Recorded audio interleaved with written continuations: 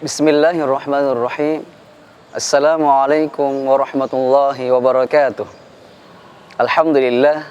Alhamdulillahi rabbil alamin. Wabihi nasta'inu ala umurid dunya waddin.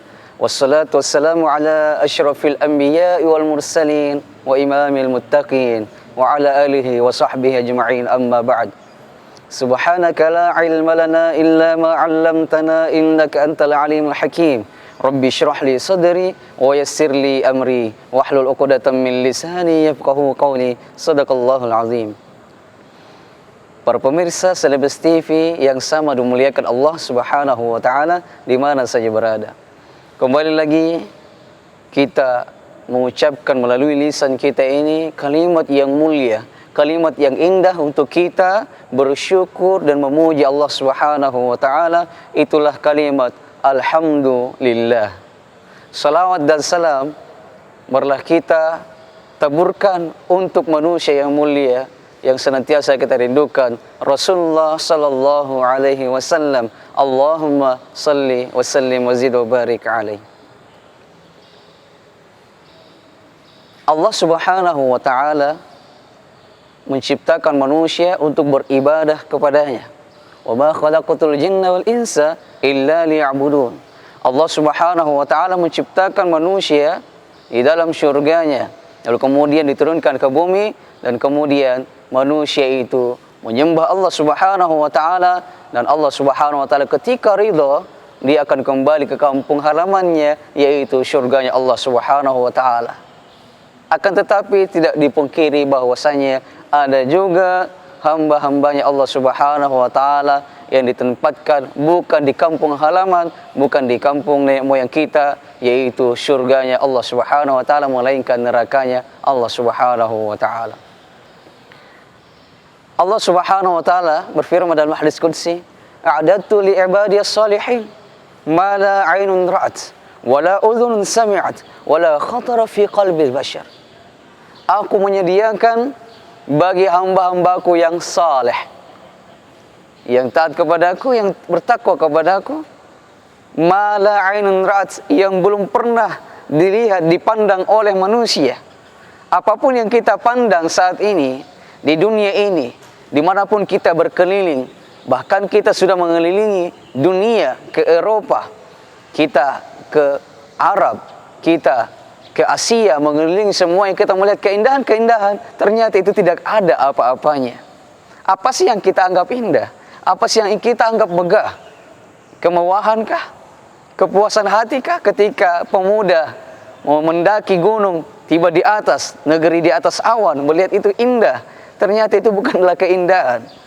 Bukan keindahan itu, keindahan surga lebih indah daripada yang indah, lebih megah daripada yang megah. Pernahkah kita melihat tempat yang begitu megah? Contohnya Istana Sultan Bolkiah di Brunei Darussalam. Ternyata lebih megah, lebih indah istananya Allah Subhanahu wa taala dalam surganya Allah Subhanahu wa taala. Tidak pernah dipandang oleh mata kita manusia. Wala udhun sami'at, tidak pernah terlintas didengarkan keindahannya lebih indah atau bagaimanakah keindahannya. Wala khatar fi qalbi bashar, tidak pernah terdeteksi oleh hati kita walau sedetik. Ternyata lebih indah daripada yang indah. Begitu senangnya, begitu bahagianya kita bisa mendapatkan surganya Allah Subhanahu wa taala. Lalu Rasulullah sallallahu alaihi wasallam dalam sabdanya diabadikan oleh Imam Muslim dalam buku hadisnya, Imam Muslim, Sahih Muslim, diberikan nomor hadis 1028, bahwasanya ada 4 tiket masuk surga. Suatu ketika Rasulullah bertanya kepada sahabat ketika itu, "Wahai sahabatku, man asbaha minkumul yawma sha'iman?" Siapa di antara kalian yang puasa hari ini? Di antara sahabat ada yang mengangkat tangannya. "Ana ya Rasulullah."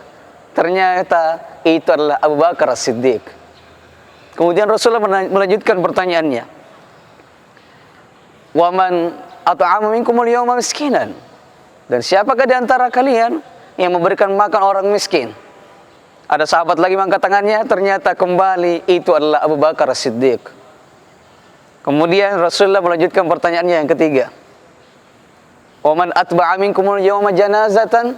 Siapa yang melayat hari ini orang yang meninggal dunia? Kembali Abu Bakar As-Siddiq mengangkat tangannya, "Ana ya Rasulullah."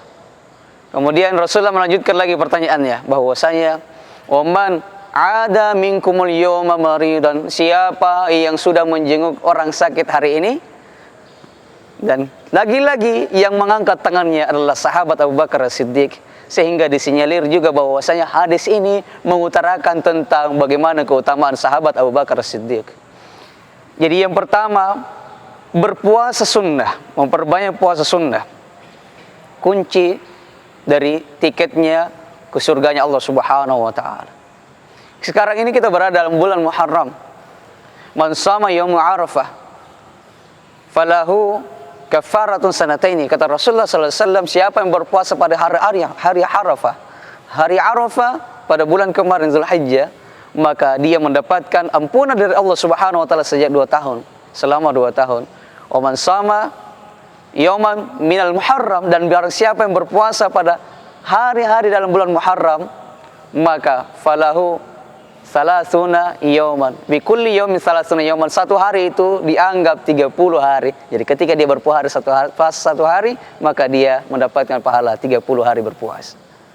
Kedua, yaitu senantiasa memberi makan orang yang miskin, bersedekah. Banyak bersedekah, panjang umur, banyak silaturahim, dan juga semakin banyak luas rezeki kita.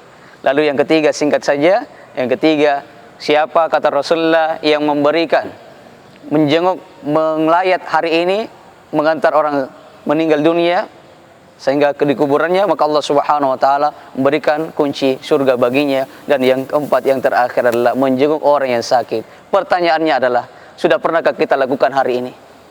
Sudahkah kita melakukannya hari ini, kemarin, atau besok? Rencanakan besok kita melakukan 4 hal ini.